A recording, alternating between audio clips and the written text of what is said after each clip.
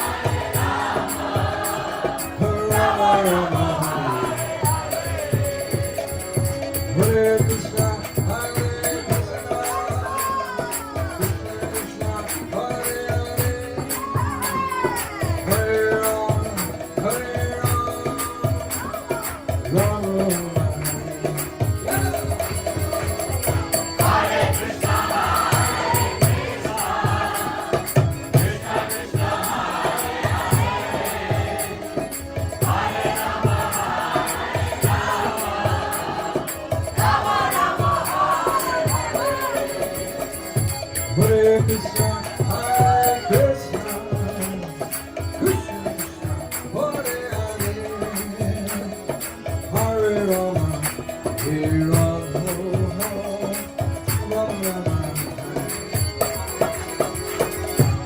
Hare Krishna, Hare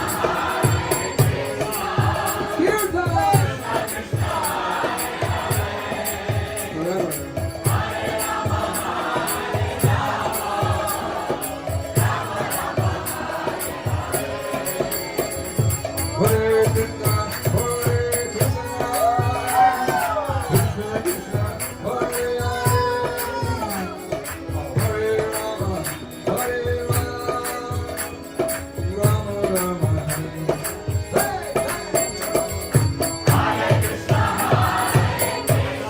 Hare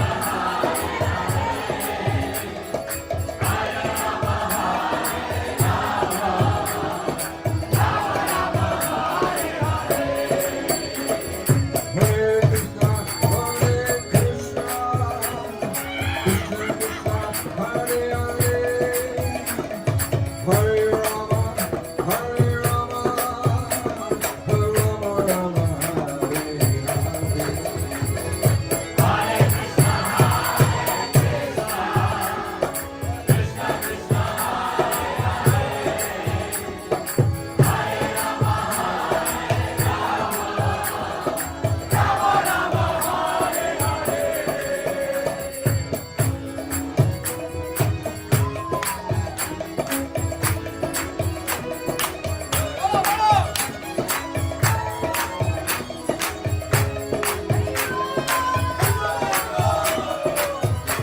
Hare. Hmm?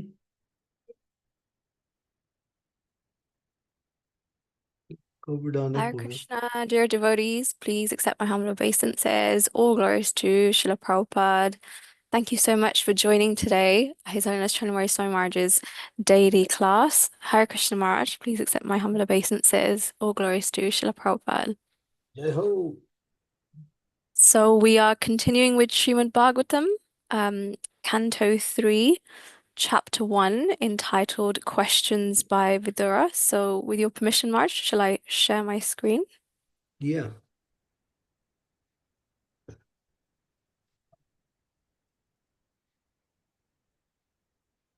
Apologies, my computer is running a little slow.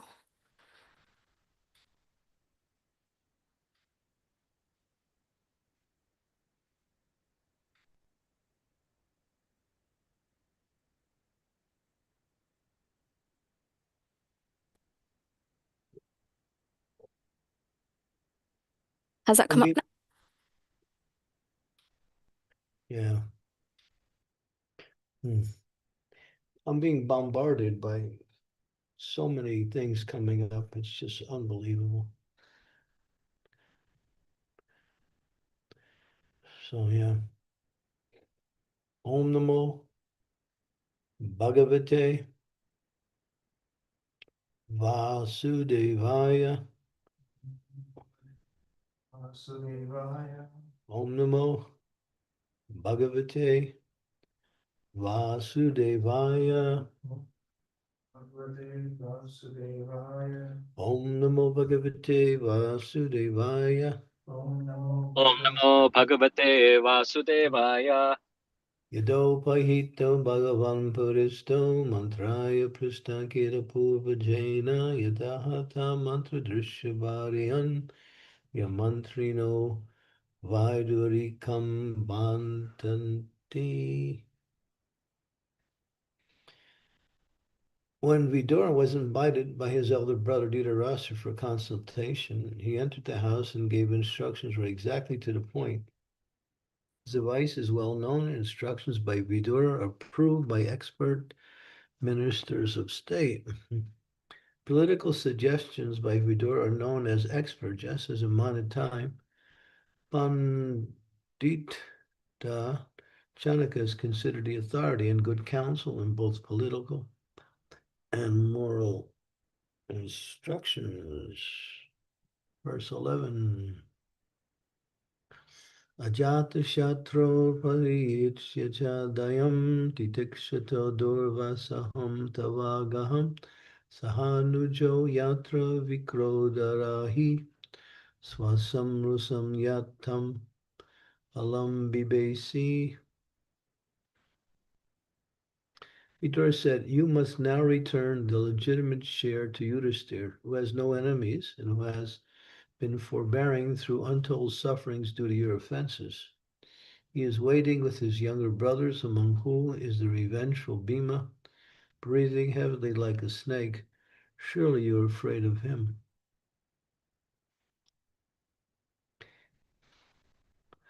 Vartamstu devo bhagavan mukundo grhitavam shaksiti deva devaha asti swapuryam yaru deva devam vanirji tasesha nirdeva devaha. Lord Krishna, the personality of Godhead, has accepted the sons of Prithu as his kingsmen. And all the kings of the world are with Lord Krishna. He is present in his home with all family members. The kings and princes of the Yadu's dynasty who have conquered an unlimited number of rulers, and he is their Lord. Vidura gave Dhritarashtra very good counsel regarding political alliances with the sons of Prithu, the Pandavas. First thing he said was that Lord Krishna was intimately related with them as their cousin. Because Lord Krishna is the supreme personality of Godhead, he is worshipped by all Brahmins and demigods who are controllers of the universal affairs. Besides that, Lord Krishna and his family members, the royal Yoda of the Yadu dynasty, were the conquerors of all kings of the world. The Kshatriya used to fight the kings of various dominions and kidnap their beautiful princess daughters after conquering their relatives. This system was laudable because the Kshatriyas and the princes would be married only on the basis of the chivalry of the conquering Kshatriyas. All the young princes of the Yadu dynasty married the daughters of other kings in this way by chivalrous force, and thus they were conquerors of all the kings of the world. Vidura wanted to impress upon his elder Banda fighting with the Pandavas was fraught with many dangers because they were supported by Lord Krishna, who had conquered, even in his childhood, demons like Kamsa and Jarasandha and demigods like Brahma and Indra. Therefore, all universal power was behind the Pandavas. Magyan Timirandasya Jana Salakaya Chaksavan Militam Yena Tasmai Shri Gurave Namaha. Sri Chaitanya Pranovistam Stapti Tam Yena Bhutale Swam Rupa Kadammayam Dadati Swam Padantikam.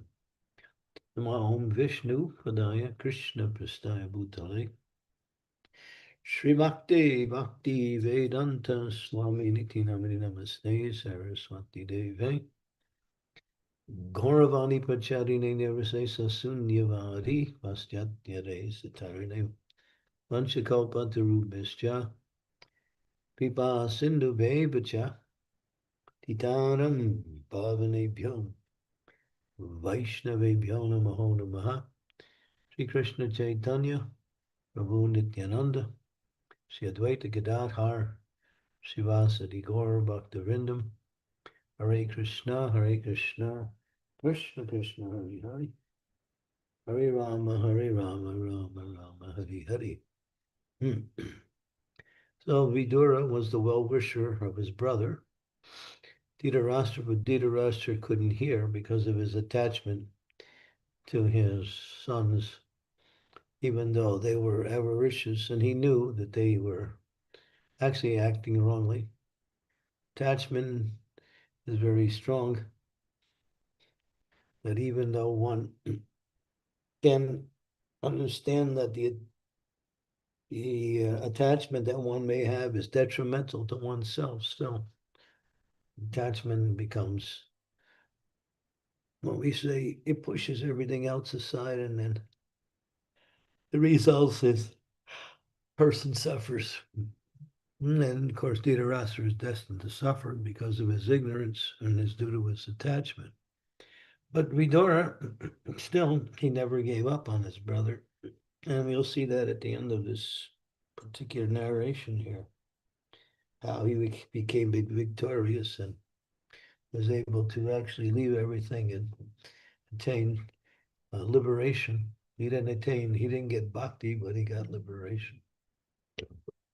He wasn't qualified to get bhakti because he had committed offenses against the Pandavas. But due to his offenses, disqualified him from receiving bhakti. But he did get liberation anyway. And here it says that Krishna is always there for his devotees. When Krishna is there, everything is there because Krishna represents everything. The universal power is personified by Krishna himself. And so his presence simply represented success for the Pandavas, even though the Pandavas, from the material perspective, were outnumbered both in military strength and in what else? Yeah, military strength, they were outnumbered, and they were outnumbered, of course,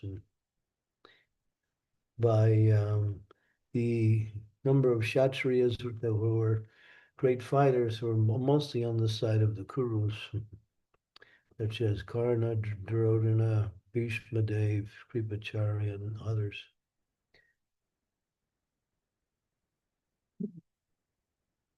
But due to his attachment, this war went on, and ultimately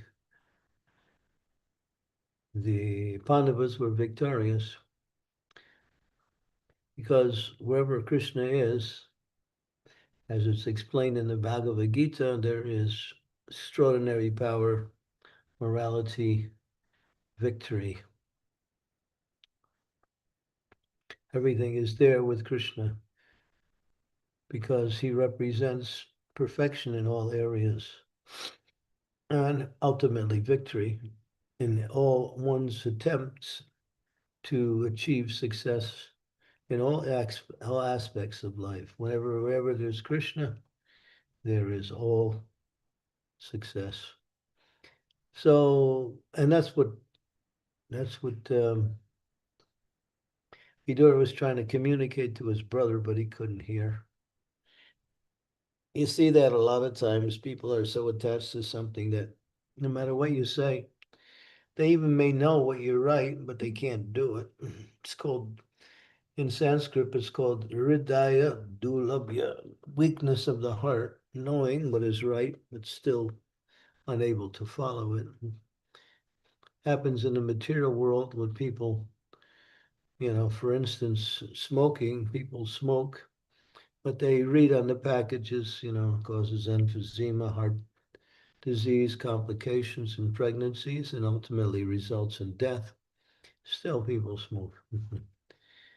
Only a fool wouldn't listen to such advice, but that's the nature of attachment.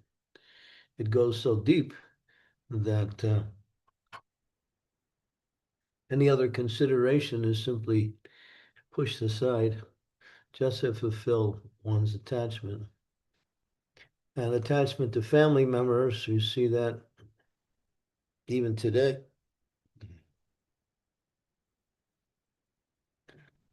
Family members sometimes act wrongly in the life of a devotee and try to prevent the devotee from executing devotional service. And because the attachment is there, they are somewhat successful, even though the devotee is trying to become Krishna conscious. So, in order to achieve the results of life, in other words, in order to be successful in the game of life, one has to give up all material attachments, even those that are seemingly good, or because ultimately they are also sources of bondage. In fact, the so-called good attachments that we have in this material world, such as society, friendship, and love, also end up as obstacles in our success in devotional service. One has to be attached to Krishna. And getting attached to Krishna is not hard because all the qualities that one aspires to achieve is found within Krishna. All success is found in Krishna. So getting attached to Krishna means hearing about Krishna. And the more you hear about Krishna, the qualities, pastimes, names, forms, everything that it contains in the absolute truth is there through the hearing process, and that awakens one's uh, uh,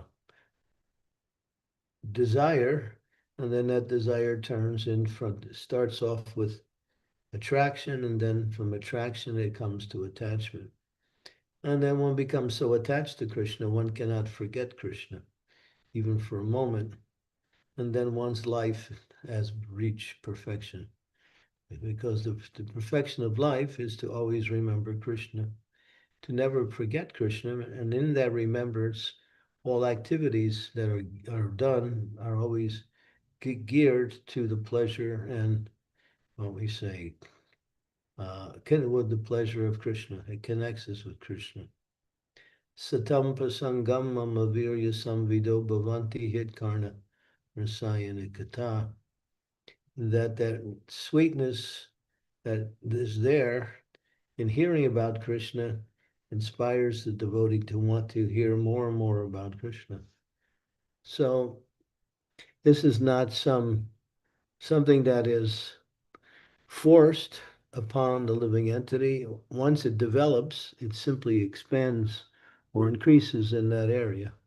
And then one becomes, as Prabhupada said, addicted to devotional life, addicted to Krishna. As one becomes addicted to something in this material world, Prabhupada would use the example how the winos, the drunkards, they're always, while they're drinking, they're always thinking about when they're going to get where they're going to get their next bottle once they finish the one they're drinking. And so they're always thinking ahead, making plans to continue their drinking activities. So in the same way, devotees always thinking how to serve Krishna, how to hear more about Krishna, how to associate with devotees who are attracted to Krishna. So the devotee's life becomes centered around Krishna. Krishna addicted, Krishna afflicted, Krishna every day. And that is the perfection of life, because that is the nature of the soul's existence, is to serve Krishna, what we say, without cessation. Yeah, this is mentioned in the Bhagavatam, that without stopping and without any personal motivation, one can serve Krishna. And that's the perfection of the execution of devotional service.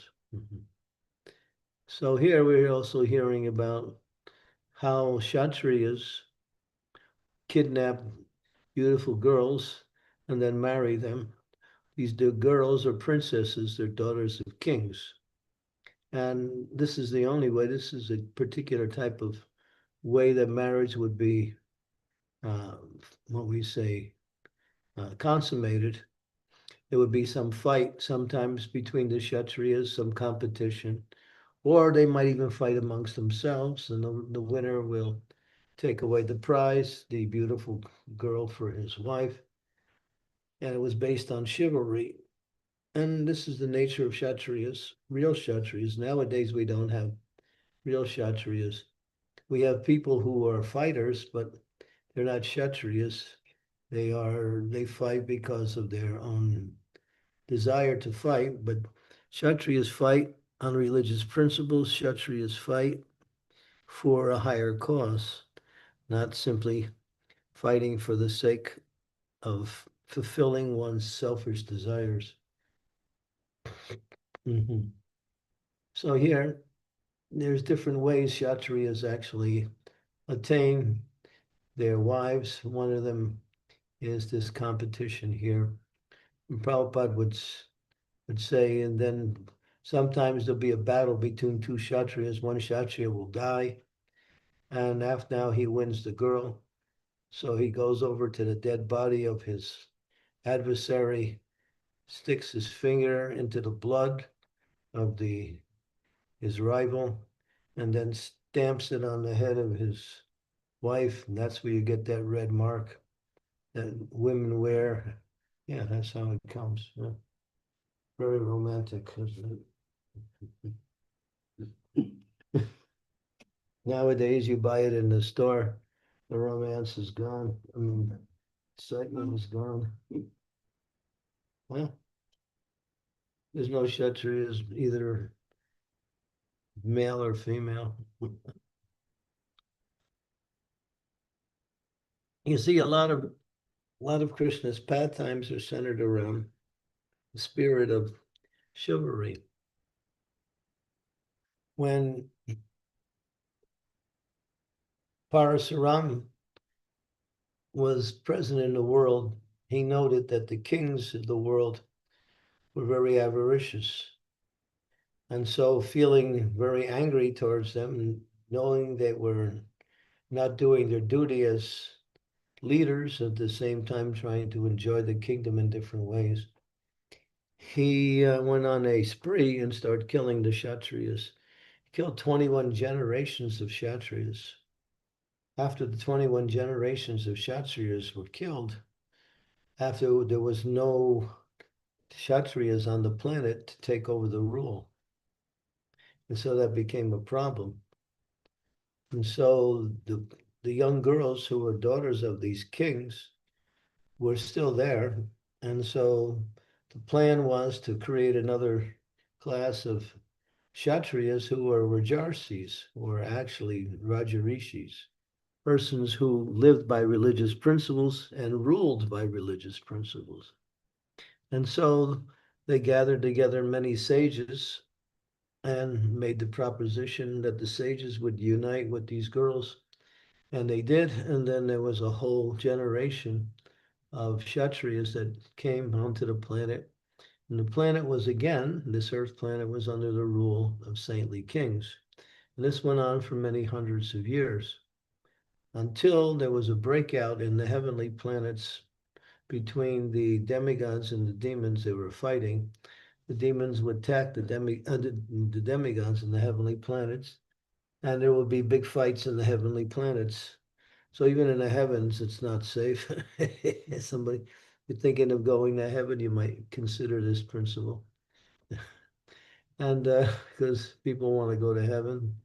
In other words, people who take up devotional service do not see the actual goal of devotional service and think, in my next life, I want a better material situation.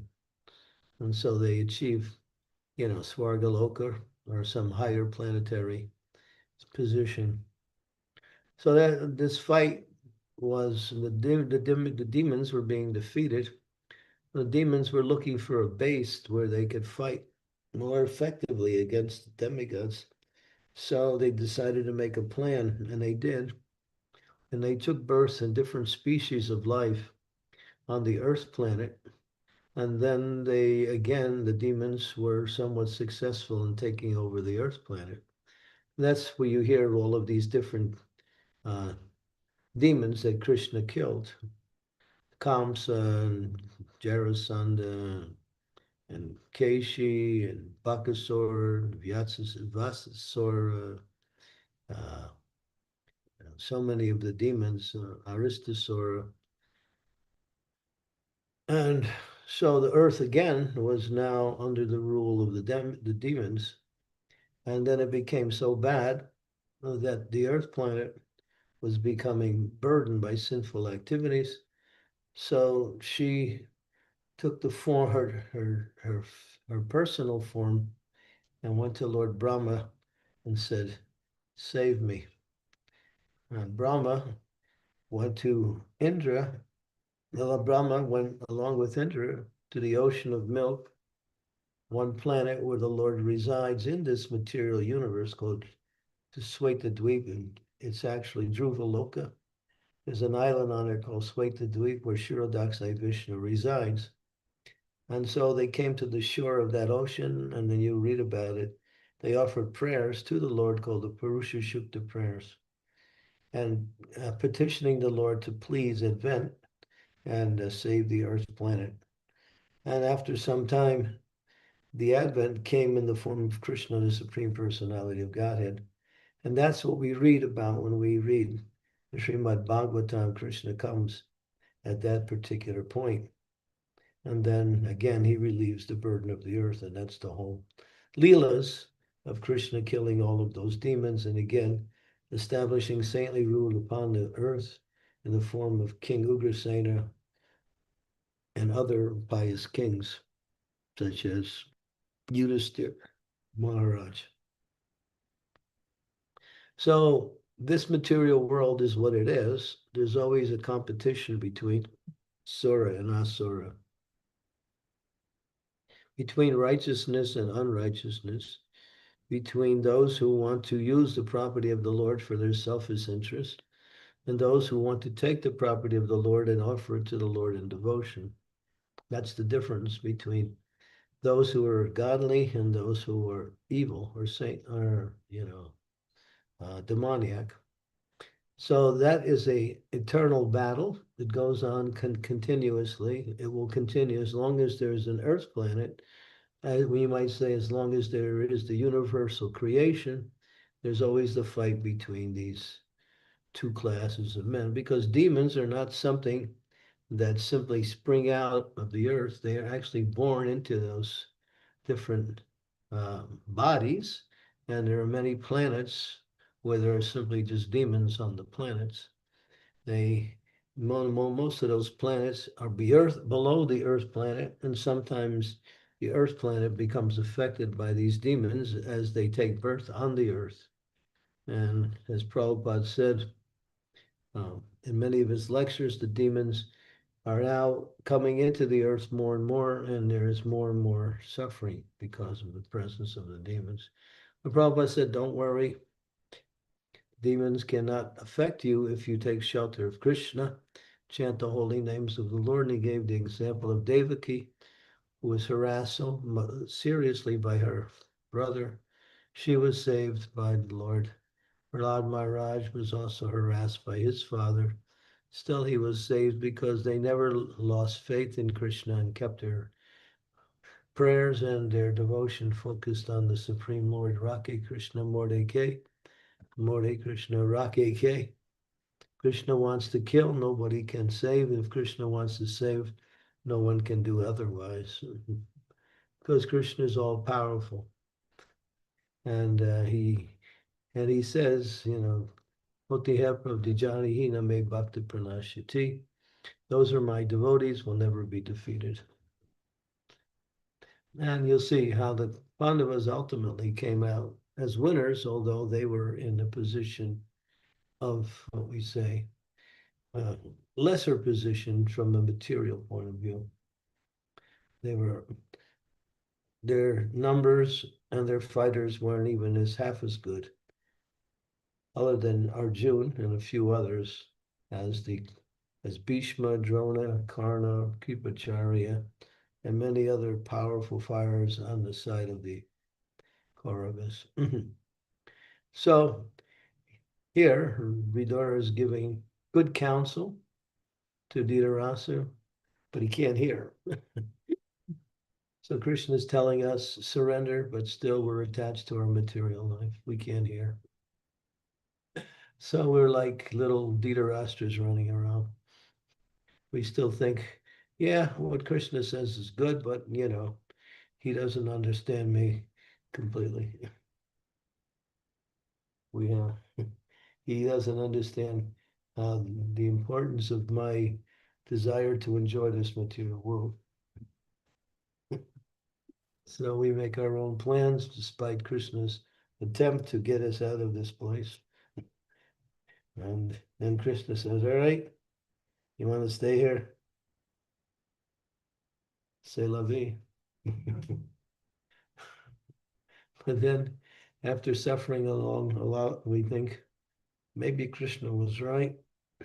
They should give up those attachments and become more connected to him in devotional service. So don't wait till things fall apart in your life before you become serious in devotional service, because they will fall apart. It's inevitable. That's the nature of this material world. Everything is running down, down, down. Whatever you build is like the sand castle on the side of the beach. The waves will come in and destroy it. The little child builds his little sand castle. His father's watching him, knowing that his sand castle will soon be washed away by the next wave. But the kid can't see that, but the father can. So Krishna's saying, hey, stop playing with your sand castles and actually surrender to me. We say, oh, surrender to Krishna? That's too much. He's asking too much. He just wants everything. Yeah, he wants you to be happy. And you think, well, but I have my own plans for being happy. Let's talk about it, Krishna. Hey, I can see your plan. Here's my plan. We can discuss maybe some compromise plan somewhere in the middle. And Krishna says, your plan is like the same as everybody else's plan. It never works. But you still say it's still my plan, therefore it's my plan. All right. Good luck. He doesn't say good luck. He says, I'll see you later when you realize your plan doesn't work.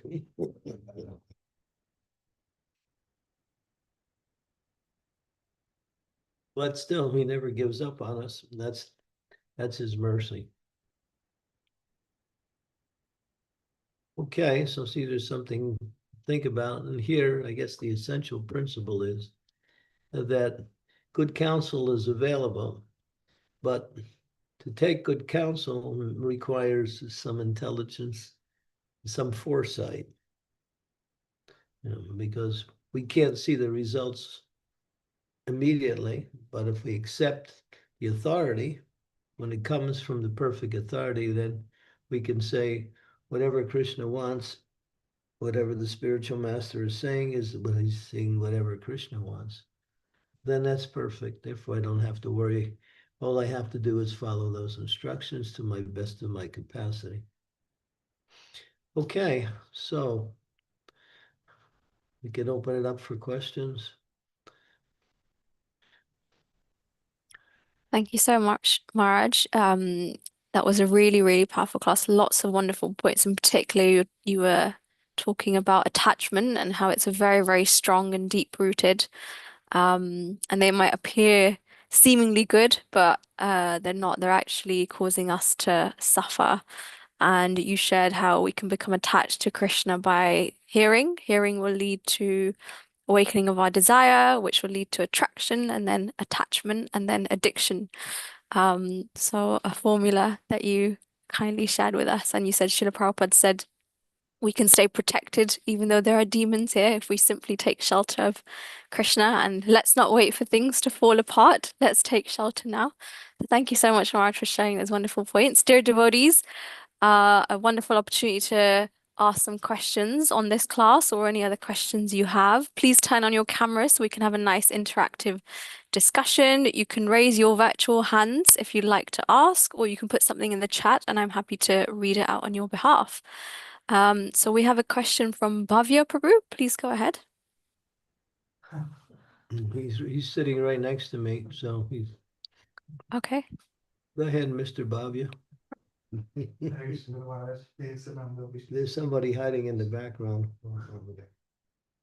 Okay. So Guru Maharaj, as you said that there are some fighters, they learn these things for their own benefit, for own desire, and Kshatriyas, they do it for the right cause. But Duryodhan was also Kshatriya, he was a Maharathi, but all he did was he fought for his own desires and not for Kshatriya Dharma. So how can we consider him as a Kshatriya or even as a Maharathi? He was. It says actually in one particular verse, it says that he was actually a great soul, but he was polluted by greed. he became greedy and for power, for control, so much so that he'll do anything to fulfill that desire, even at the expense of everyone else. So one has to be, what we say, diligent in the execution of their Krishna consciousness in terms of the activities, such as hearing and chanting. And so these anarthas, or you might say these enemies of the soul, doesn't appear. Sometimes we get greedy also, or we get afflicted by lust, or sometimes we act with uncontrolled anger, and all of a sudden we find ourselves in a different situation.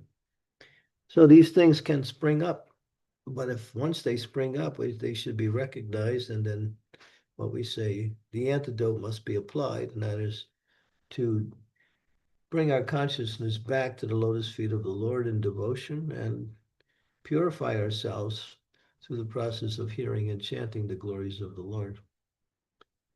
Duryodhana didn't do that. He was powerful, and he was also very, very intelligent.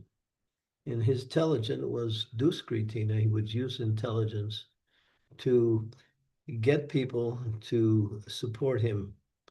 And he knew how to use persuasion and various types of um, uh, material attractions to bring people to his side. So, yeah, the Duryodanas are there. Sometimes they're not as full-blown as Duryodhana was, but they're there sometimes, even in the society of devotees.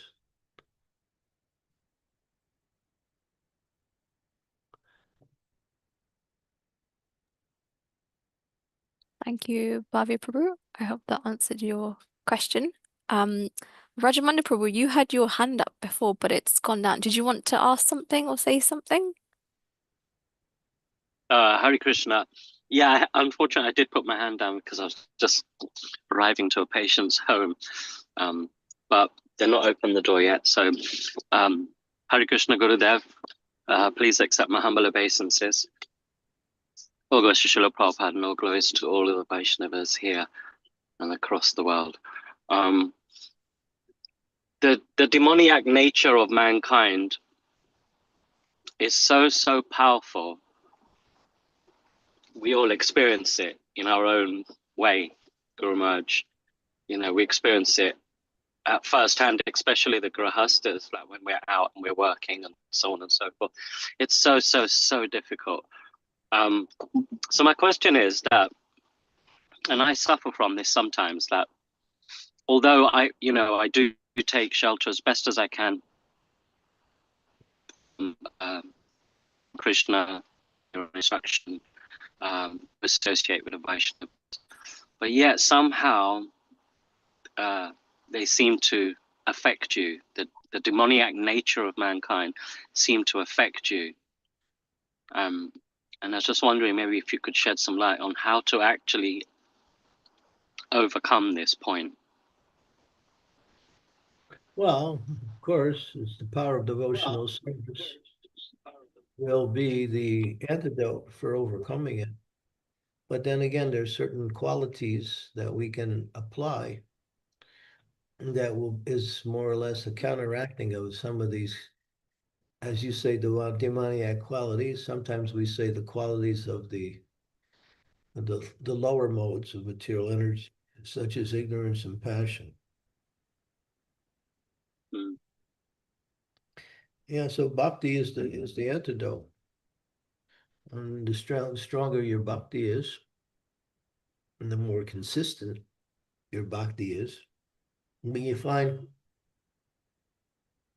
especially for those who are in contact with the external energy, maybe in the form of some kind of occupation, that these things can all of a sudden appear again due to the association of the external energy.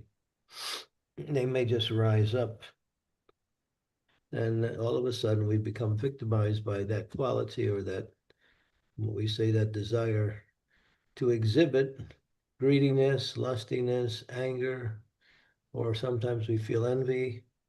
Sometimes we become a little bit proud of our successes. All of these are called the enemies of the soul. There's 6 of them. And they can appear at any time. I see it even in devotees. Devotees get angry sometimes for no reason. Just for no reason. Somebody says something or does something to a person, and all of a sudden they get angry for for no reason. Because there's so much attached to their own ideas that when that attachment is interfered with, then there is a reaction to that. So one has to be, what we say, stay connected to the spiritual energy, and that will help to overshadow these, what we say, responses to the material energy when they appear. And one has to try to remember Krishna as much as possible. One has to keep good sadhana, so they are fortified with the protection of this Krishna throughout the day. Good sadhana is not only something that you do, it's something that you wear. Becomes like an armor against the effects of the external energy. So yeah, and then there's in the 7th canto of Bhagavatam, there is antidotes or counteractions of ways to, just like if you get angry, you have to be forgiving. And that's the antidote for anger, is to learn how to forgive the situation or the person that may cause you to get angry. Because anger only leads to illusion, and then one actually falls down from the spiritual platform because of the effects of anger, which starts off by lust. Lust is unfulfilled material desires, and then anger appears. And then delusion, bewilderment of memory. When memory is lost, and when memory is bewildered, intelligence is lost, and when intelligence is lost, one will do and say anything, and then later on regret it. Some will regret it and some will not regret it, but devotees usually regret it after they do it. And then they realize they shouldn't have did it, but still, they became victimized. So one has to realize that all of this energy is circling within the atmosphere of the material energy. And people you come in contact with in the terms of our day-to-day life, they carry these qualities with them. And you can also be affected by that association. Therefore, the best solution is good sadhana, and try to remember Krishna as much as you can throughout the day.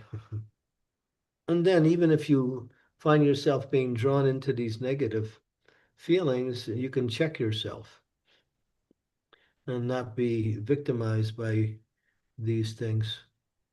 You can see it coming or you can feel it coming, and then you can somehow use the antidote of remembering Krishna and praying to Krishna. Or reflecting on the situation from a more, what we say, detached position, like that. Our attachments cause us to act wrongly. Somebody says something, somebody does something, immediately we start, condemning the whole world. It's like, we shouldn't be like that. We may feel slighted by that, but our intelligence should be sharp enough to check any kind of negative reaction. Because negative reaction only exacerbates the problem and makes it worse. One has to remain, as Prabhupada said, cool-headed. We are shaven-headed because we are cool-headed. We're cool-headed because we're shaven-headed. And the ladies, they have to somehow or other do it anyway, even though they're not shaven-headed. They should hang around with people. Thank you, Guru Maharaj. That's very helpful, actually. Thank you. Thank you. We got a question from Krishna Kaviraj. I must go and see my patient now, so forgive me, I must leave. Yeah, okay. Don't become the patient now. I hear that. Yes, Guru Maharaj. Thank you. Hare Krishna. Hare Krishna. Hare Krishna Dandavat. Thank you. KK, you're off. You're on. Maharaj, please accept my humble obeisances. All glories to Srila Prabhupada, all glories to you, Guru Maharaj. Actually, Vajramandala Prabhu asked a very similar question to the one that I was going to ask, but I'd like to add something, if I may. Yesterday, I was reading the teachings of Srila Narottama Das Thakur, and I read something very interesting about how to deal with, like, when we have these desires and attachments, and it compels us to act in a certain way, and then we're sorry that we acted in that way, thinking, why did I do that? And regret it. And then he said that what we should do is go in front of Radha Krishna and explain to Radha Krishna what happened and how it happened, and explain that you're sorry about it, and Radha Krishna will help you overcome your challenge, provided you put in the effort and make sure you don't, or try your best not to do it ever again. Yeah, and the mercy of the Lord is the success in all of our endeavors. Yeah. There is a certain way to access that mercy, and Narottam is giving us a very clear way. Present yourself before the deities and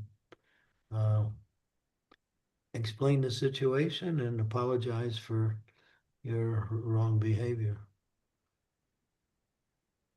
And ask for the mercy that's needed so you don't fall into it again.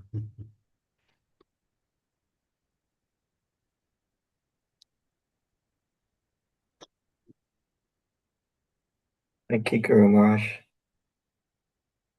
Hari Thank Hari. you. We have a question from Raghava. He's sitting right here also. Far away.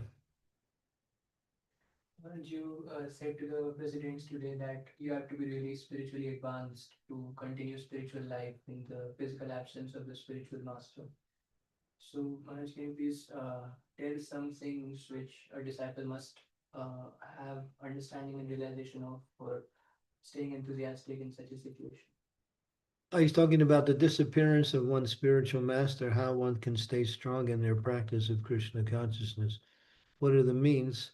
First of all, you have to understand that saintly persons never die. They just leave the physical realm and they go somewhere else.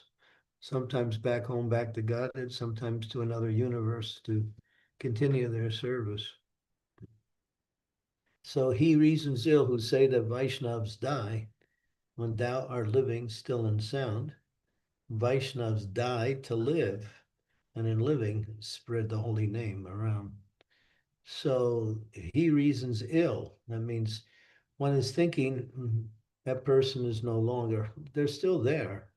They're there in their words. They're there in the memories that we have of them. They're there in so many other ways. They're there in the association of our God brothers and God sisters. So we can access that through remembering what we learned and what was and what we experienced when they were personally present, and still relive that experience. Prabhupada was asked, one time Prabhupada went to Calcutta, and he was going to different places, but he didn't go to the place of his spiritual master, Bhaktisiddhanta Saraswati. He didn't. But after he left there, his godbrothers criticized him, saying that he didn't go to the place of his spiritual master. Prabhupada heard about that. He said, don't they understand I'm never separated from him? he's always with me. I'm always with him. Because I'm absorbed, Prabhupada was absorbed in carrying out his instructions. So the instructions of the spiritual master is the connection, keeping those instructions as foremost in our execution of devotional service. And by following that, as Lord Chaitanya says, you will again have my association directly. But there is some initial loss and feelings of loss, but that is the initial feeling, and that dissipates in time, and then we take charge of our life and become what we say first-class devotees by living according to what we were taught.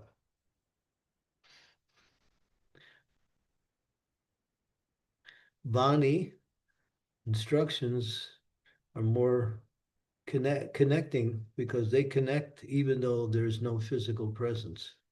Then Vapu is dependent on physical presence.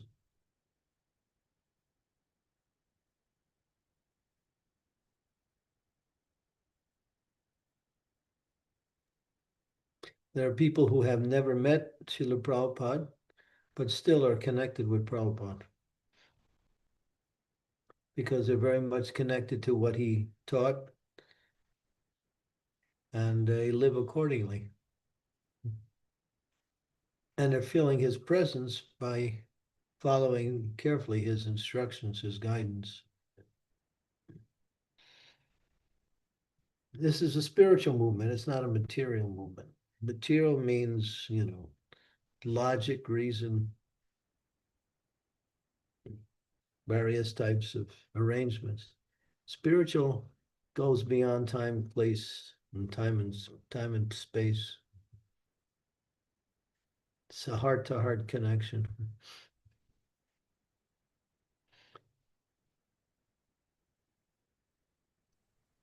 Thank you, Maharaj.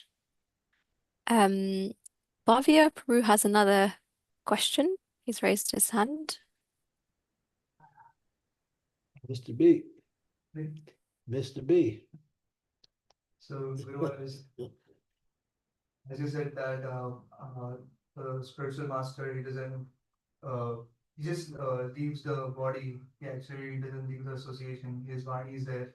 So Guru Maharaj, after the spiritual master or the realized soul, when he travels to different universe for preaching purpose or goes back to Godhead, is that possible that that realized soul can go to the spiritual world and also at the same time be preaching in some universe? Can the soul be present at multiple places at the same time? Yeah, The same when consciousness? one is liberated, yeah.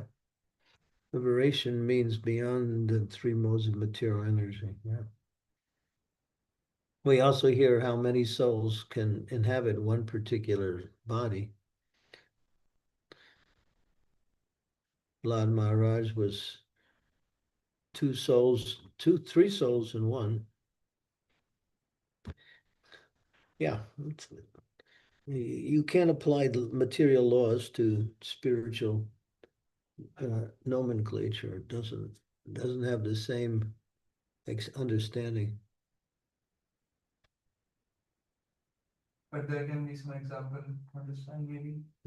Maybe there can be an example to understand this, how one conscious soul can play two parts at the same time. Yeah, the Mother Yasoda that played the part of Mother Yasoda in the material world also had an element of the original Mother Yasoda there. That's mentioned in Bhagavatam.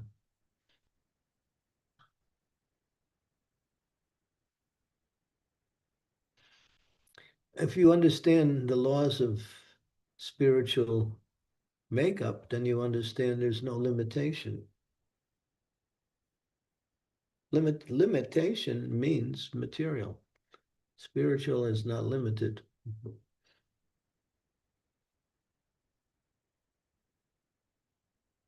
I've heard of analogy, Guru Maharaj. But the spirit follows the instructions of Krishna. Therefore, it does what Krishna wants. So Krishna wants to take that soul back to Godhead, it's there. If Krishna says, you go and preach in another universe, they go.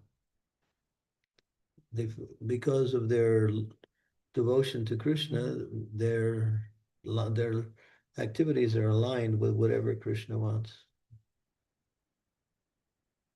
They don't have, even though they're liberated, they don't have any independent desires.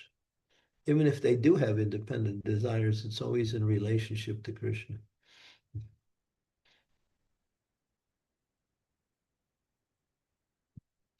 Yeah, you have to understand the difference between material and spiritual. One limits you to certain laws. The other one limits you to the laws of, not laws, but the atmosphere of the spiritual energy. In the spiritual world, there's trees that are called Kalpavriksha trees. Trees in this world will give you what they produce, but trees in the spiritual world can fulfill all of your desires. Whatever you ask from that tree, you get.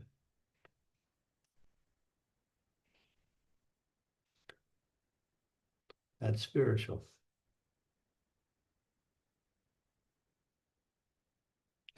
Yes, we have another question by one lady here. Her name is Rajeshwari. She wants to ask something.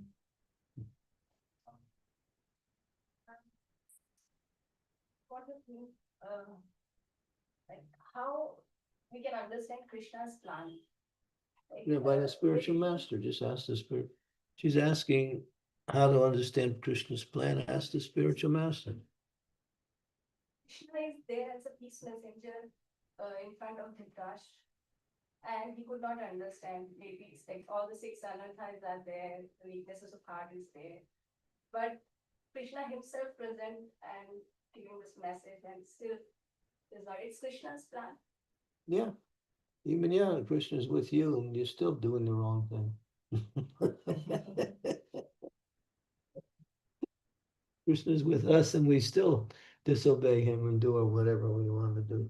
What we that okay, we'll get. Then what about the Mahabharata and what we will get for the people, the message? Duryodhana was who he was. We explained his character. He was so attached that he even saw the universal form of the Lord, but he thought it was some magic that Krishna was using.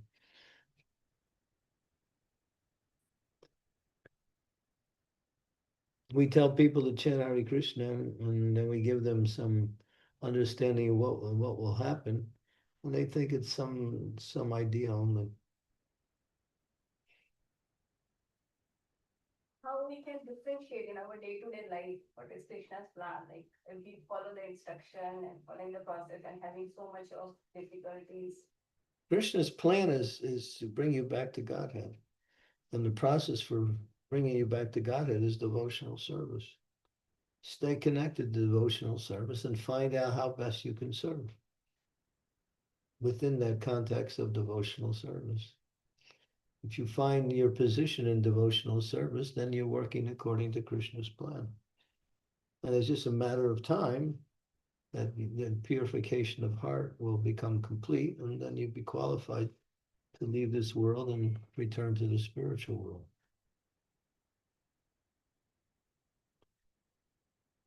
But to understand Krishna's plan for you is something you have to constantly be thinking and acting in that way. How to use your intelligence, how to use the abilities that Krishna is giving you to keep yourself connected in devotional service and not think independently.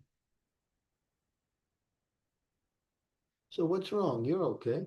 You're fixed in Krishna consciousness. There's nothing wrong. You're a nice Mataji. Everybody loves you. And even those who don't know you, they love you. So I don't see anything wrong or different than what you're doing. You take time to hear outside of your regular duties with your family, you take time to associate, you go on yatras, you do extras that may be not even required, but still, because of your eagerness to become connected to the process, you do more. It's nice. And that's Krishna consciousness. Yeah. And you're always smiling. The face is the index of the mind.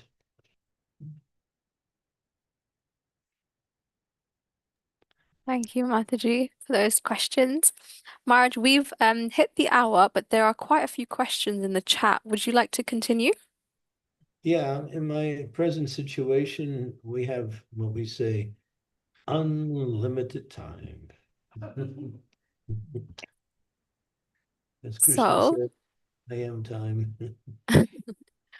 Parijata Mataji has put 3 questions in the chat. Mataji, would you like to come on and ask the questions? Otherwise, I will read them. So she says, Hare Krishna, Guru Maharaj, please accept my humble obeisances. All glories to Srila Prabhupada and you. She's got 3 questions. The first one is, why did Vidura remind Dhritarashtra that Krishna was closely connected to the Pandavas? Was he trying to tell him that it is dangerous to fight someone who is protected by the Lord? Why did Vidura continue? I got diverted.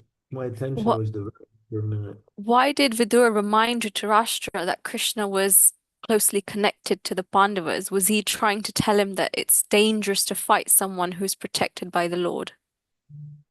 Not dangerous. It was just stupid.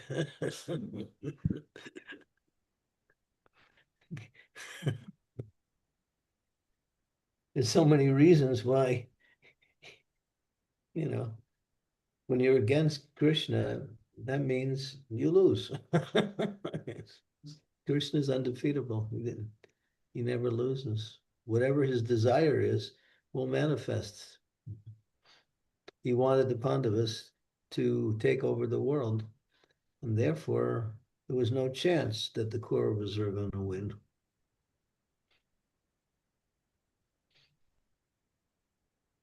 Yeah. He was explaining that he was actually showing the future. Wherever there is Krishna, there is victory, there is morality, there's extraordinary power.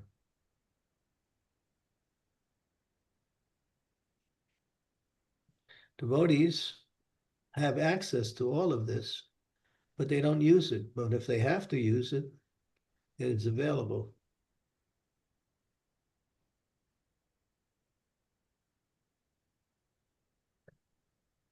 Thank you, Marge. Her second question is, why does Yudhishthira remain forgiving despite repeated injustices? What is the deeper spiritual lesson hidden in this? Why does who remain forgiving? Yudhishthira. Well, that was his dharmic qualities. He was not only following religious principles, he was very humble by nature. He saw himself as the cause of all of the problems. And Bhishma Dev told him that. He said, on the battlefield, he said, you're thinking your karma in your past life was the cause of what happened in Kurukshetra, but that's not true. It was Krishna's arrangement. That was the exchange between Bhishma and Yudhishthira when Yudhishthira came to see Bhishma in his last days. Yudhishthira was lamenting the fact that so many people had to die for him to be put onto the kingship. And Bhishma Dev could see that he's blaming himself because of his previous karma. But he told him, no, it's not that. It's Krishna. Krishna's plan. Sometimes we also think like that. Something happens to yourself and you blame it. something about yourself. It may be true, may not be true, or maybe something beyond, something that is not part of your karma, but it's just Krishna's desire. Yeah, so Yudhisthira was enlightened by Bhishma, who was thinking or blaming himself for the cause, for the battle. And Raj, when you say sometimes it's Krishna's plan, but we may not recognize it, should we still be in the mindset of what could I do to improve, or how do I learn from this? Yeah, you have to function on your own level. Yeah, what can I learn from this? How can I improve? How can I become more devoted? How can I become more materially detached? Devotee is introspective, and I always think how they don't look at other people to blame them for whatever happens. When you blame somebody for what happens to you, you're actually getting a reaction for it. Oh, she did this to me. Ah! Then you start screaming out, the top of your lungs. No, it was meant to happen for some reason, but because you don't think about it, you immediately react to the situation.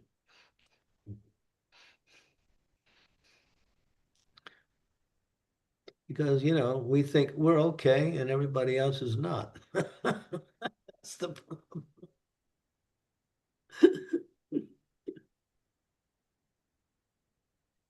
But a devotee will reflect, why is Krishna allowing this to happen, or why is Krishna making it happen?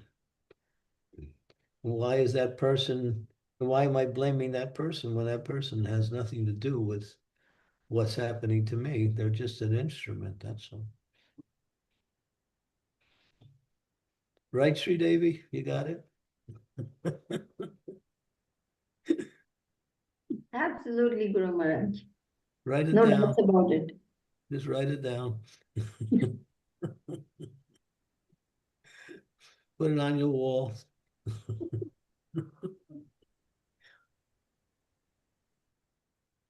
And Parijatamastri's third question is, how does Bhim's anger complement Yudhishthira's patience?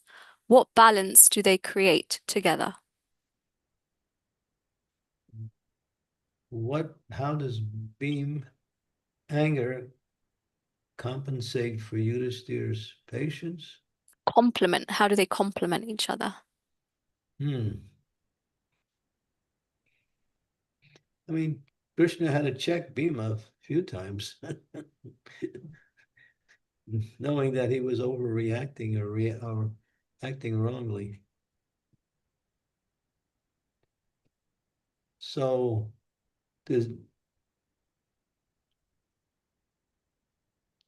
but still, he was a righteous person, but he had that anger when Draupadi was trying to speak about Asvatthama. Was it Draupadi? Yeah, Draupadi, when her sons were killed. Still, she was trying to forgive him, but Bhima was getting more angry. He just wanted to kill him immediately. Krishna had to mitigate that situation by satisfying both Bhima and Draupadi simultaneously, and he did it through Arjuna. So Bhima's who he is. He's Vikradhara. But he uses his anger to fight against irreligion. And sometimes the anger goes off in the wrong direction.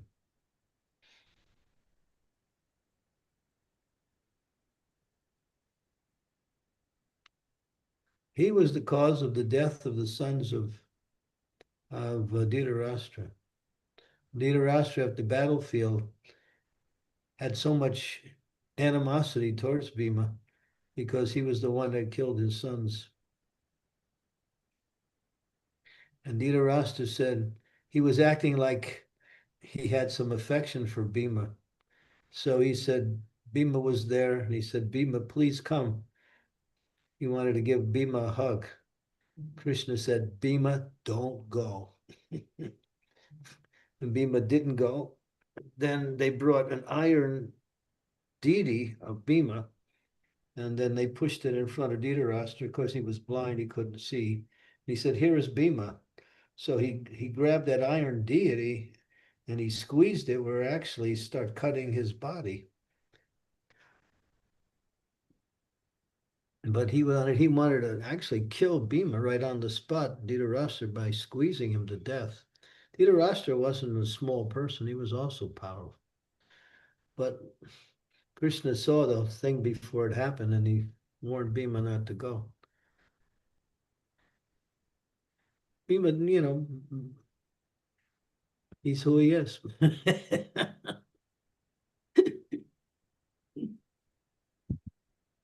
We have devotees who are like that too. They get angry fast, but usually their anger is righteous anger.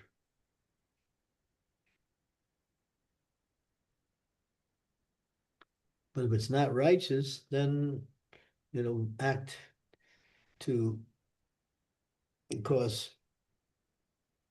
difficulty for the person and to the direction that the anger is going. So avoid anger, because anger causes one to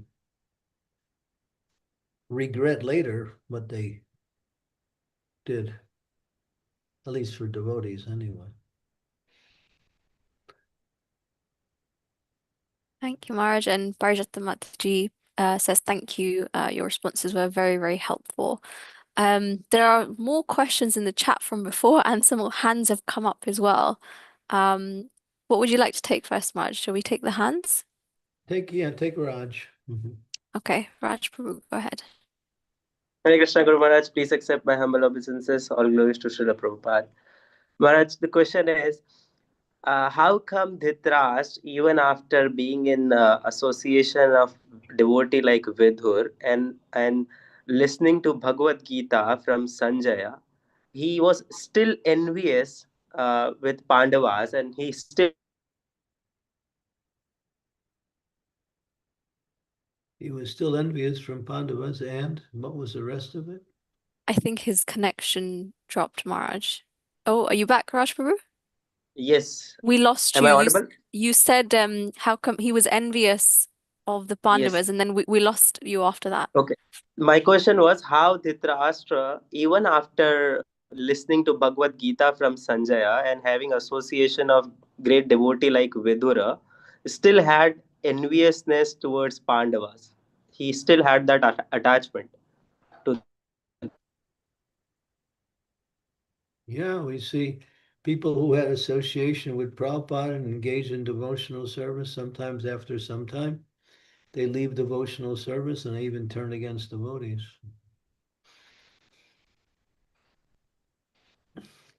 As long as there's some material attachment there, then that can also cause one to act contrary to their nature. Any material desire has a tendency to become stronger if it's not removed. He had attachments to his family aside from everything else. That was the main thing.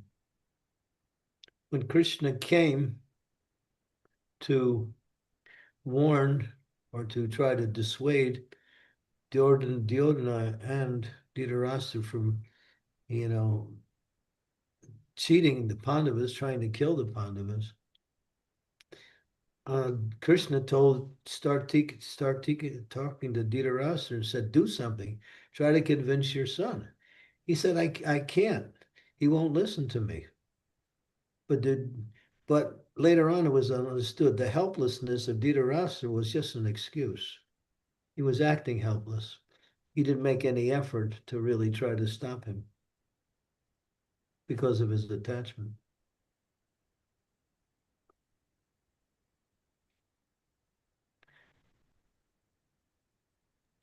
Does that help, Raj Prabhu? Does that answer your question? If the point is, Yes. material desires can cause one to act wrongly, despite all good counsel, good association.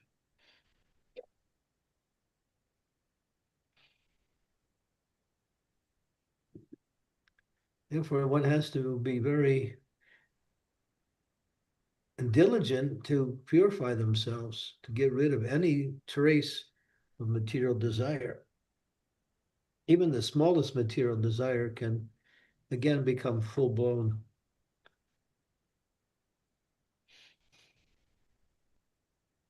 How do we move these desires, Maharaj? How to get rid of material desires? By the process, Yes. by bhakti. Well, we see, what's the verse? What's the verse? I didn't hear you. Yeah, Vishaya Vinivartante Niharasya Dehinam Vaso Bhyarjam Vaso Pyasya Param Dusva Nivartinte.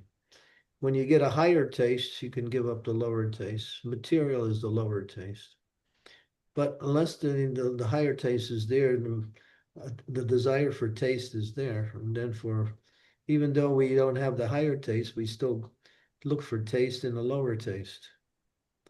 But one who's intelligent, even if they don't have the higher taste, they will not act on the lower level. They'll stay fixed by intelligence rather than by experience.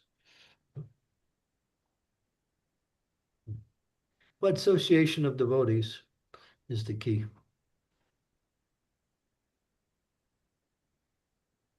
Devotees will help you become purified by their association, by the opportunities to serve them, by the happiness that you experience in that association. All of these are ways to move you forward in Krishna consciousness. Everything depends on association. And especially saintly association, those devotees who are more advanced than us spiritually.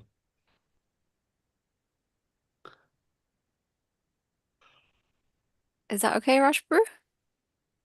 Thank you so much, Maharaj. Hare Krishna. Hare Krishna. On the chat, Maharaj, we have a question from Prahlad Nishinga Prabhu. He says, Hare Krishna, dear Guru Maharaj, please accept my humble obeisances at your lotus feet. All glory to Prabhupada.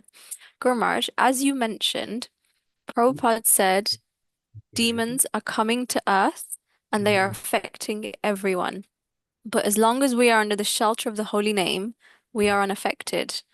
Now even devotees are also disturbed by many such demons, and there is power and black magic. So is it because we're not fully surrendered to the holy name that's making us vulnerable to the negative energy? Yeah, that's true. That's part of it. But Prabhupada also said they will cause you disturbance, but Krishna will protect you. So disturbances will be there as long as the demons are there.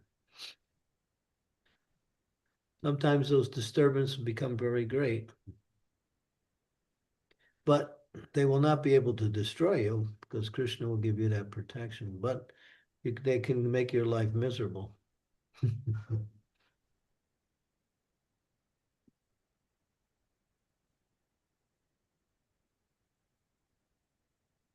Thank you. I hope that's okay, Prahlad Nishinga Prabhu. We have a question from Abhishek Prabhu. He says, Hare Krishna Maharaj, please accept my humble obeisances. All glory to Srila Prabhupada. Maharaj, the scriptures describe 26 qualities of a devotee, and one of them is Krishna Eka Sharanam, taking exclusive shelter of Krishna. I want to understand this properly.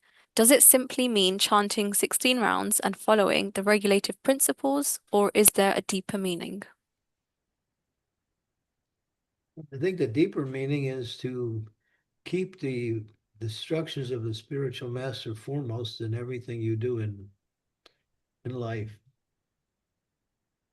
And that's the connection, and that's the complete shelter. the instructions of the spiritual. Learning how to apply the instructions of the spiritual master in each and every situation you find yourself in.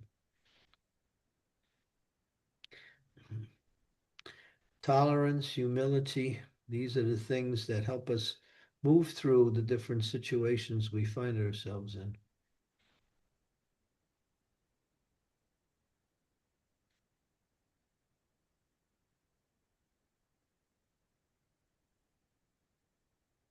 Thank you, Marge. He has left the call earlier, so I'm sure he'll watch the recording.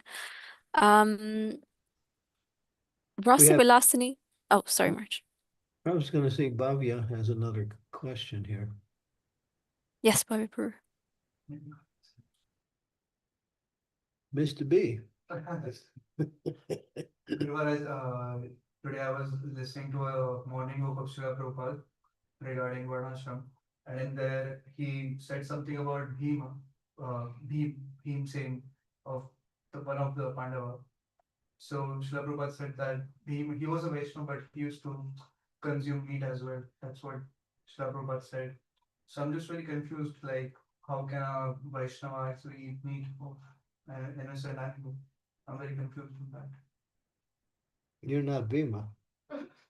That's why you can't understand.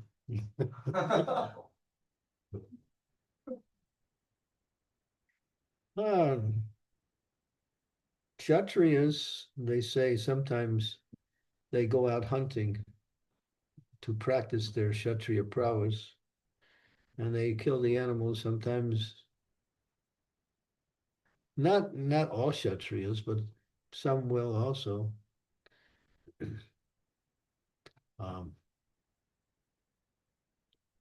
Some Kshatriyas also sometimes drink.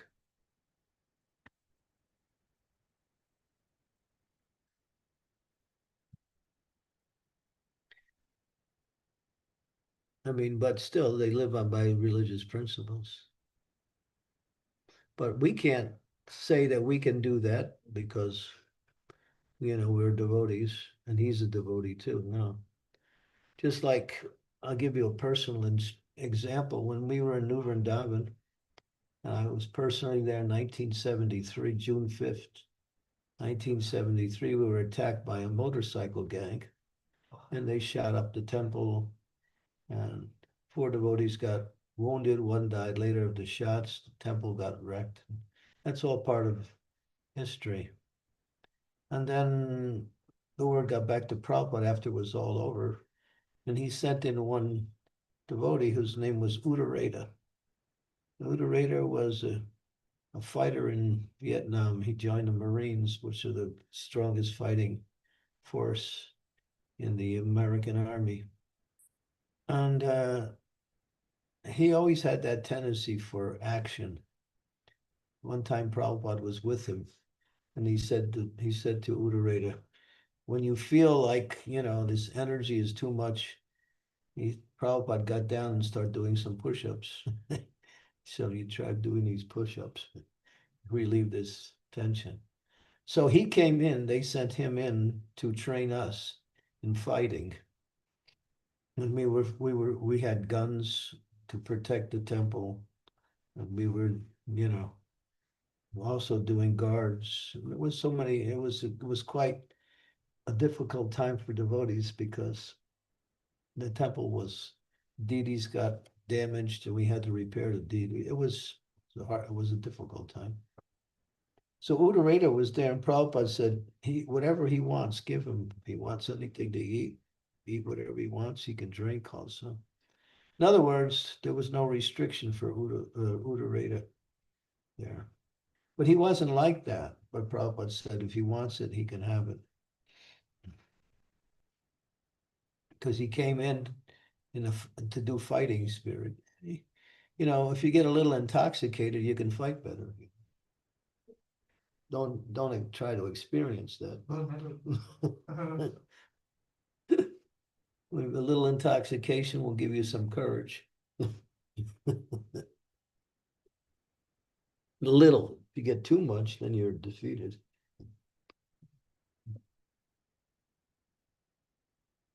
But we don't do that because it's against the regulative principles. And we're not presenting ourselves as Kshatriyas. But I know Kshatriyas in our movement who are really Kshatriyas. I mean, real Kshatriyas.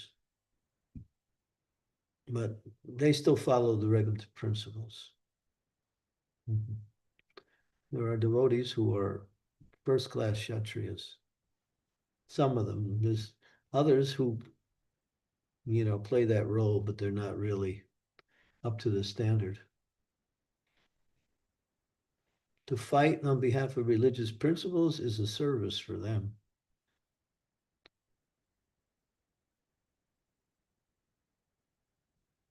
Okay, we got Sri Devi. She likes to fight on religious principles. Guru Maharaj, please accept my humble obeisances. All glories to Srila Prabhupada. It was precisely this question that I wanted to ask Guru Maharaj. Many times we see injustice happen, we see wrong things happen, and we don't know whether we should intervene or we should let the government or the police or other authorities take action, or we should step in being Vaishnavas and try to protect people or intervene in that situation. So how to know what is to be done in a given situation? It requires intelligence. And if you don't have that intelligence, get it. Just to act spontaneous in this may not be the solution to the situation, or may even exasperate the situation. So it requires intelligence. Discrimination is the feature of intelligence. When there's so many options to how you can respond to a situation, you have to use your intelligence to see what is the best way. You can also take help from previous situations and how devotees have acted in previous situations. They call precedent. Precedent means what's already been established as a solution. That's part of using your intelligence also.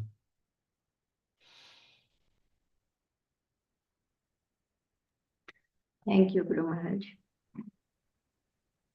I was advised by the doctor to stay put and not stir out, so I'm just joining online, Guru Maharaj. Okay, we can still see you. You're lucky you didn't come today. I was going to chastise you. Then Krishna prevented it. So anyway. He didn't want me to chastise you, but anyway.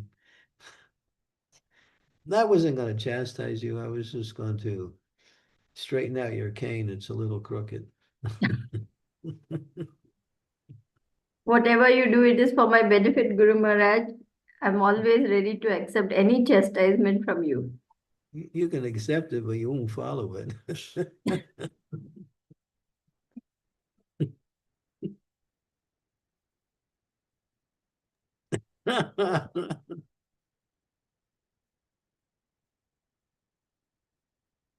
Since you're free from false ego, I can speak in public.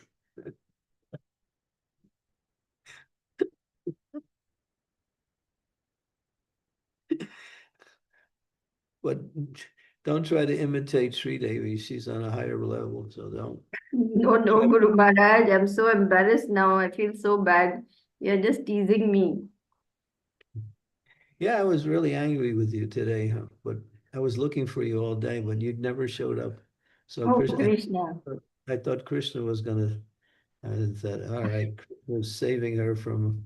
I must be wrong, so I don't know what I've done, Guru Maharaj. Please forgive me, but this treatment is really beating me up, I'm aching all over and I have no energy left. I don't know. Maybe I did something wrong because of that. Please forgive me. Yeah, you did.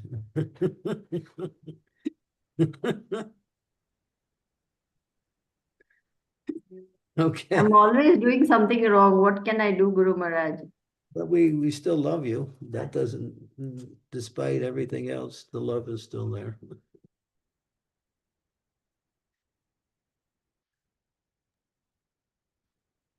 If Hare we, Krishna. if when we ignore someone, that's the worst thing. Ignoring is the worst form of punishment. But when you try to correct or do something that is beneficial, then even if it's not, even if it's what is it called? Palatable? It's not very palatable, for the person receiving it. But it might be necessary. It's like the medicine that doesn't taste good.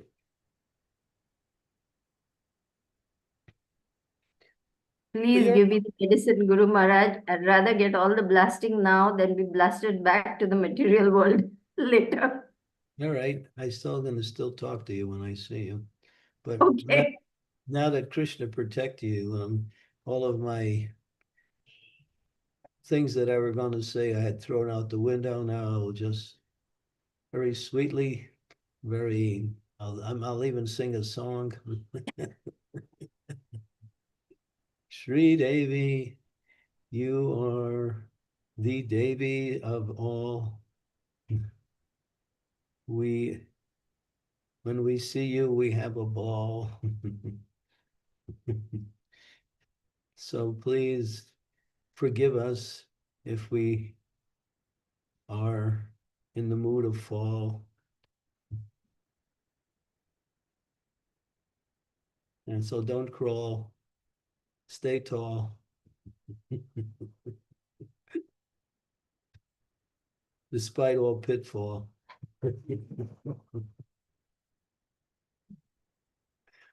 See, just by connecting with you, we can come up with some poetry. See what you do, you inspire all of us. And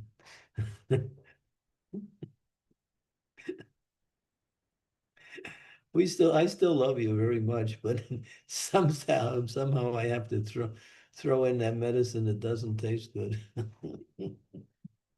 Always welcome, Guru Maharaj. I'm a sorry mess, and only you can save me. I'm not sure if I can save you, but no, there's nobody else around to try, so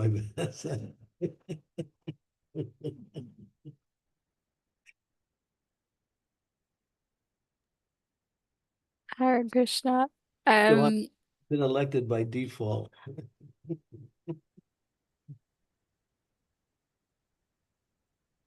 Getting a lot of messages today, Martin. A lot of love from all the devotees in the chat as well.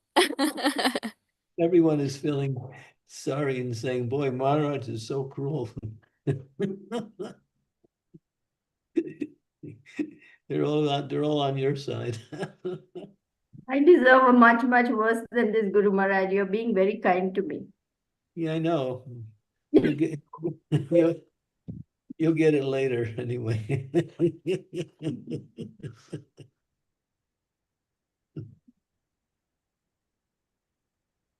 Raj, we have a question in the chat from Rasa Vilasini Radhamachi and a question from Raghav Prabhu in the room. Which one would you like to take first?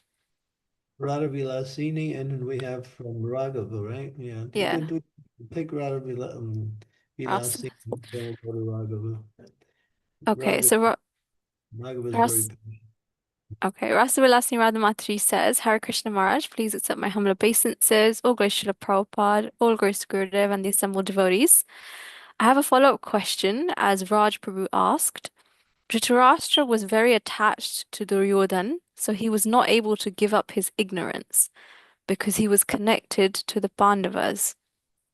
So Krishna removed that very attachment by killing Duryodhan, and at the end, only then by Vidura's instructions, he became self-realized. So can we say that, as Krishna says, if anything comes in between our spiritual progress, the Lord removes it, and then the soul is able to connect with him. And because it was related to the Pandavas and due to the mercy of a devotee like Vidura, he was able to receive Krishna's mercy. Yeah, when the devotee's mercy is Krishna's mercy. Yeah, so the mercy that was shown by Vidura, I mean, he went out of his way to save his big brother. And you'll see as we go on with this third canto, after Vidura went traveling, he came back just to save his brother. That was the only reason he returned. And there's a real, what we say, drama that's played out in those last few days. And Krishna's involved in it. It's that part of the Bhagavatam is really interesting. But Vidura never gave up on his brother. And ultimately, he was successful in giving him it says in that same narration, he could not achieve bhakti because of his offenses against the Pandavas. But he did achieve liberation, though. And Marge, is that because he didn't ask for forgiveness? What's the difference between like when we commit offenses to devotees and what happened with Dhritarashtra and his kind of eventual outcome of achieving liberation versus For full us, bhakti? we lose some of our what we say foothold in devotional service. We lose the taste, whatever taste we're getting in devotional service may be lost because of committing offenses and not rectifying for those offenses. The taste is gone. We're in the confines of devotional service, but the sweetness, the happiness is no longer available until you rectify that,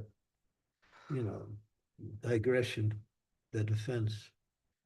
By apologizing and offering to do some service for the offended party. And is it because Dhritarashtra wasn't practicing devotional service that he only achieved liberation? No, it's because he offended the Pandavas. He tried to kill him. He went along with Duryodhana's plans to kill the Pandavas. That's what was mentioned. It's mentioned. We'll come to that in the later chapters of this series here. Because of his offense to the Pandavas, he couldn't achieve bhakti. Can't offend Krishna's devotees and expect to get Krishna's mercy.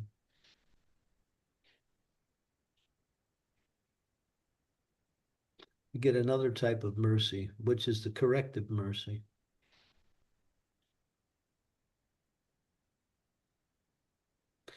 Dhritarashtra was blind in two ways, physically and what we say morally.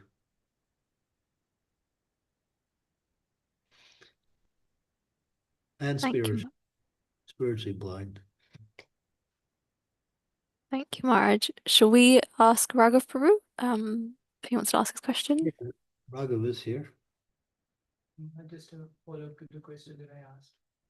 When Srila Prabhupada disappeared from the planet, then we read about his disappearance, especially in the Lilamrita. It was a very tough time, especially just before his disappearance. So, how did you personally apply the philosophy of the relationship of the guru and disciple to sustain your spiritual life, and how did you maintain since then? He's asking me what was my experience when Prabhupada left. I don't really find that as a relevant question, right? I'll speak to you personally about that. So, yeah. Okay, thank you, Marge. We have exhausted all the questions in the chat, and I can't see any more hands up. So, should we conclude today's class, Marge? Yeah. Mhm. Okay, thank you, dear devotees, for joining, and we will return again tomorrow. So please do come back at the usual time. Hare Krishna. Thank you. Tomorrow is, a continuation with the verses. And I always encourage devotees to read ahead, so you're somewhat prepared for tomorrow's class. Yeah. Okay, thank you very much. And this discussion. Guru Maharaj, may I make a real quick announcement that your seminar on importance of reading Srila Prabhupada's books is being live streamed by ISKCON Ujjain, and everyone is welcome to hear. Yeah, today we started part 1 of the seminar about the importance of reading and understanding and applying the knowledge given to us by Srila Prabhupada. That was and it's a PowerPoint slideshow presentation which interactive devotees in the audience are also take part of reading the slides and we discuss it. So yeah, that'll be part 2 will be tomorrow at 8 o'clock IST time. For you'll be sleeping. But you can always hear the recording.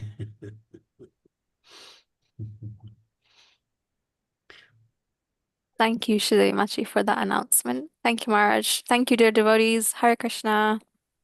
Haribol, thank you, Ekachaka, for organizing this program so nicely. Thank you. All headed up by Srimati Mataji. Thank you, Maharaj. Hare Krishna. Haribol. Praise to Prabhupada. So we'll see you all tomorrow. I do have 155 things to do right now, so I have to leave. I'm going to try to Thank you reduce very much, Guru Maharaj. Hare 90. Krishna. Hare Thank you, Krishna, Guru Guru. Maharaj. Hare Thank Krishna. you. Thank you so much, Guru Maharaj. Hare Krishna. Hari, Hari, Hari, Hari, Hari, Hari. Hare Krishna. Thank you, Guru Maharaj. Thanks a lot. Maybe I can get some medicine one day too. Hare Krishna.